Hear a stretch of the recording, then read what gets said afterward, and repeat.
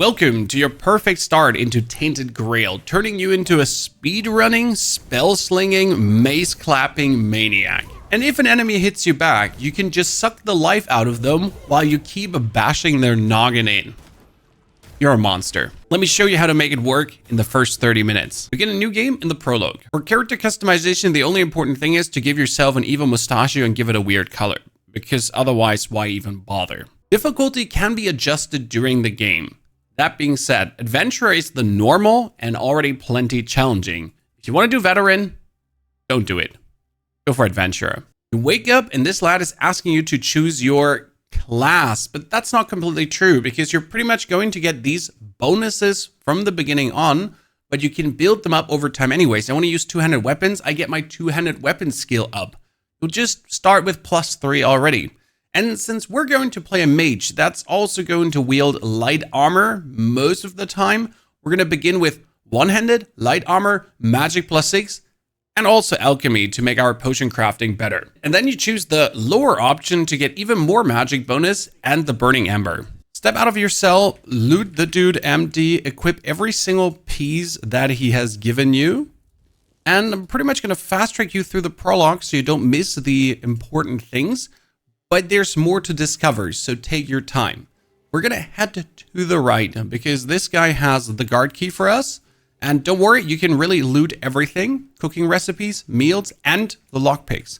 So you can take a lot of stuff. You don't really have to look at equipment capacity. With that guard key in tow, you're heading towards this door and loot the room empty. Everything you can find, the food, the letters, the lockpicks, open the box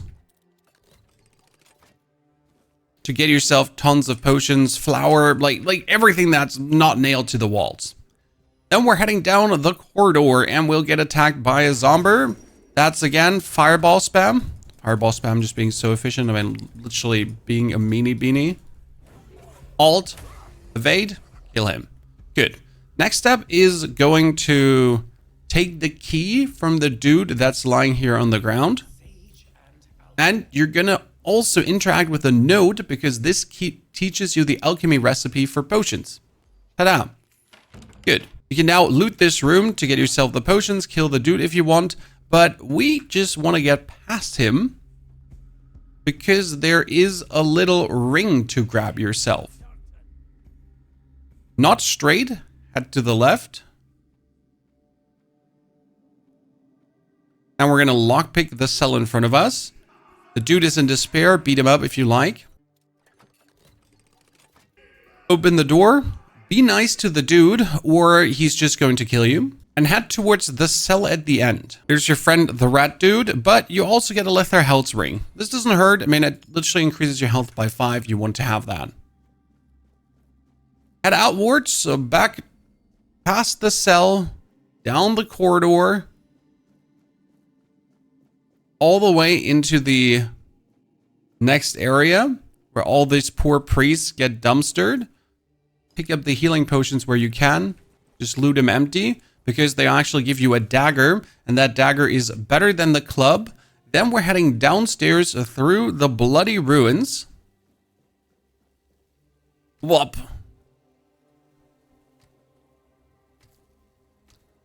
And talk to the lady. Give her a healing potion because she has a surprise for you. And you get a ring that gives you maximum mana +10. That's quite cool in the beginning because we can just sling even more spells.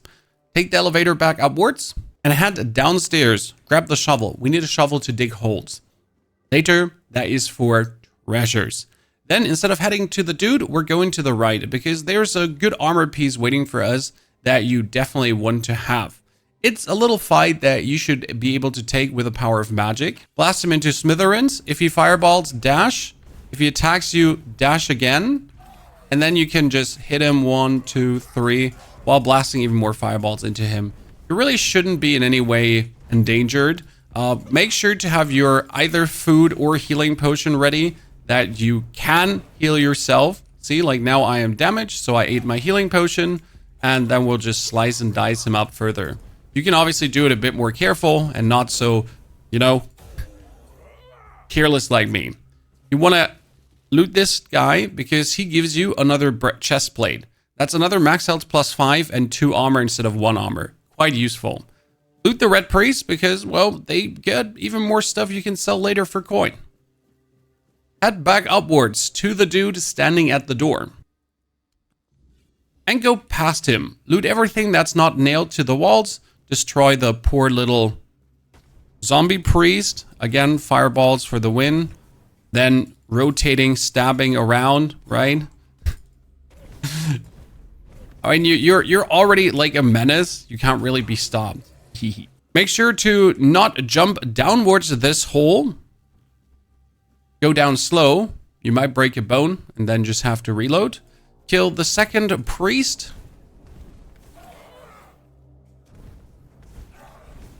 And the more often you use your spells, the more magic power you're already getting, because that's how you level up magic. Interact with a menhir and finish the interlude in the weirdness. Good, you met your friend Arthur. Open the gateway, pick up the Ring of Protection. The Ring of Protection can replace the Ring of Health for more armor, to just make you harder to bong. Then we're gonna head over to the bridge to the very end of the corridor and spam the monster with fireballs. Finally, you're almost at the end of the prologue. We're gonna head downstairs towards the statue. Here's a little bucket. This is just for us to pick up moonshine. Never hurts to have. Run past, and you do see that wreckage in the distance. Go into the water and just swim towards that wreckage that you've seen. No worries, there are no sharks. There's like nothing that can kill you here. Arriving at the wreckage, dump into the water and lockpick this chest. That's why you wanted to pick up the lockpicks earlier. Because this chest contains an amulet that will instantly give you another 5% increased spell power or physical damage, but we're caster, we want the spell power. As you get back to the shore, make your way to your friend at the boat and finish the prologue. Make sure to level up your spirituality at the campfire if you already have skill points, which you will have if you killed a lot of things in the prologue. You arrive at the shores and make your way through the arch because we have to now bath in a pool of blood. Follow the road until you have these zombies in front of you and there is a statue in a sea of blood. Kill the zombies if you need the XP, if you want to. When you get your fire spam to easily take them out. And then you're gonna dive into the pool of blood and pray to the statue. Because this nets you your second casting catalyst. Talk, pray, catalyst. It's called a blood transfusion. You can equip this together with the dagger as well. Now we get our fire spells and we get our blood spell. And the blood spell is already amazing. First, you can shoot a dot at enemies, which works sometimes better than the fire. So like this, right? But you can also hold the button and just drain them empty. And this works while you're hitting them. So I can pretty much hit a zomber, as long as I have mana, and, well, drain him empty at the same time, which continuously replenishes my HP. So here he's gonna hit me, and I heal at the same time. The more mana regeneration I have, the more efficient this will be. Head back to the road and go upstairs towards the big gatehouse, where you'll be met with a little corpse eater. Spam him from the distance with your blood spell. Hit him. If he hits back, soak him. Done. From this bonfire on, you're going to turn to the left and cling to the wall. And then we're going to yeet ourselves down the cliff. Well, not really yeet ourselves down the cliff, but, you know, casually make your way down without breaking or killing yourself. Perfection. We're now here, and we need to get to this point, which means we're heading to the right. Nuke that little skeleton. He's immune to blood loss, but you can still, if you lost some life on the fall, soak him empty while you're dashing around. Kill. Perfection. Get that looted, get the box.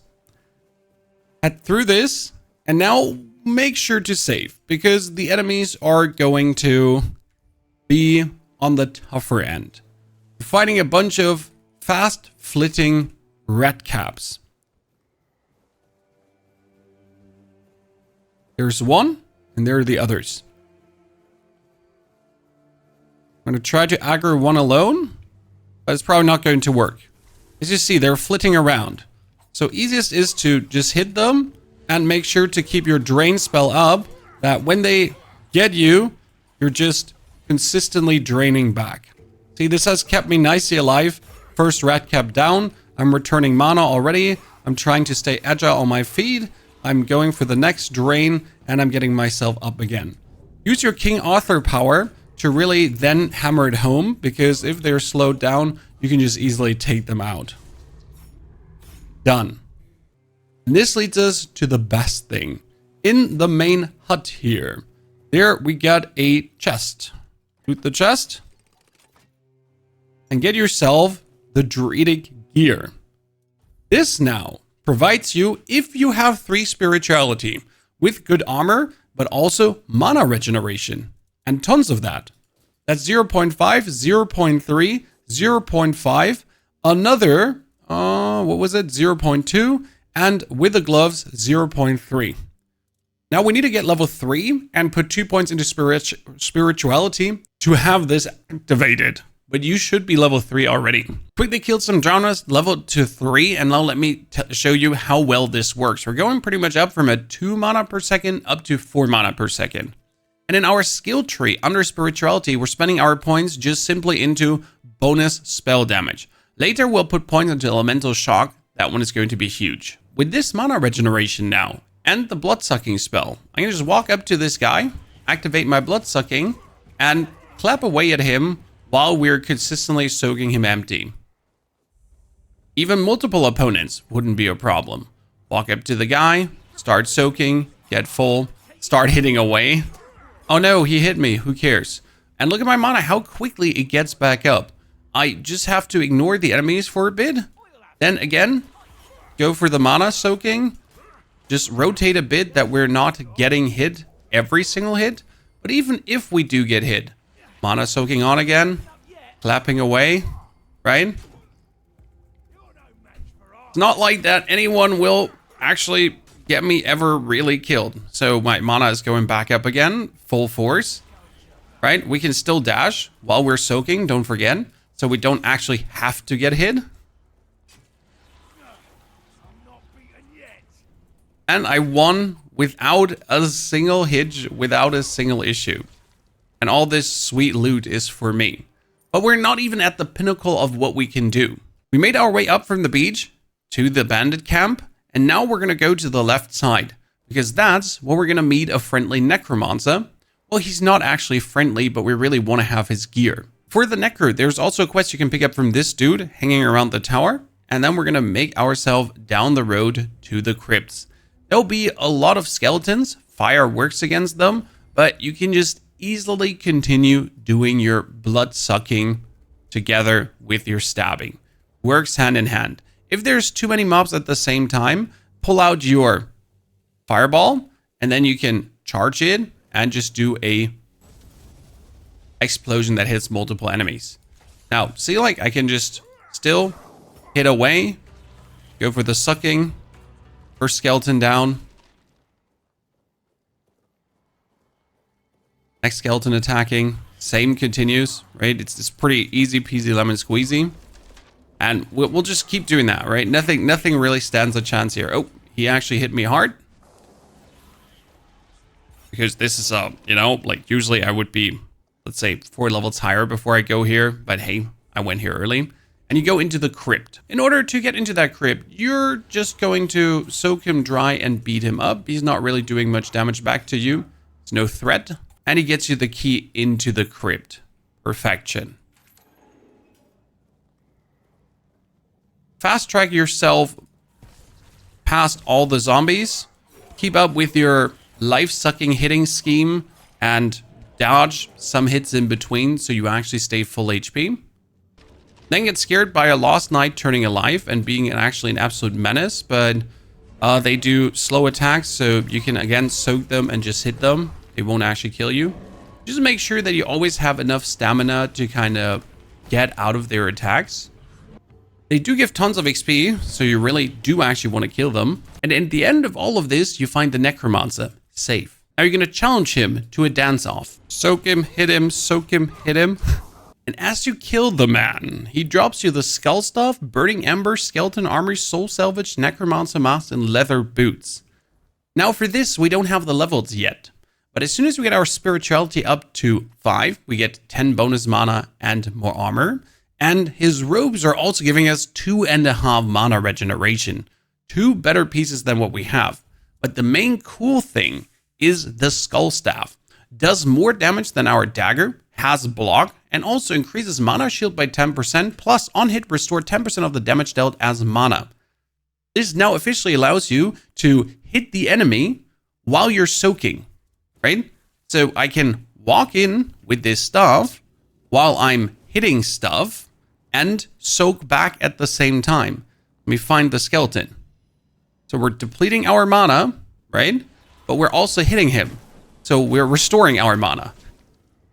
Yeah. That's what it is. Ta-da! You are ready to just rampage everyone. And as you level up now in the spirituality tree, you're going to try to get 5 points into Arcane Teachings for the 50% bonus, then 1 point into Imbibe by the Elements, and then you put all the points into Elemental Shock. This says elemental damage is stronger against targets with full health. Your first hit, your first fireball, your first blood hit, whatever, will always do a ginormous damage against something. You run up to them, vam, hit him with the big one, a charged fireball, and then start slapping away, returning mana and soaking them dry. You are now ready to take on the world. Don't worry, we'll update this further as we find stuff, but this is your perfect start already. If you want to see me in the live stream, figure this all out, enjoy, and have a fantastic good day.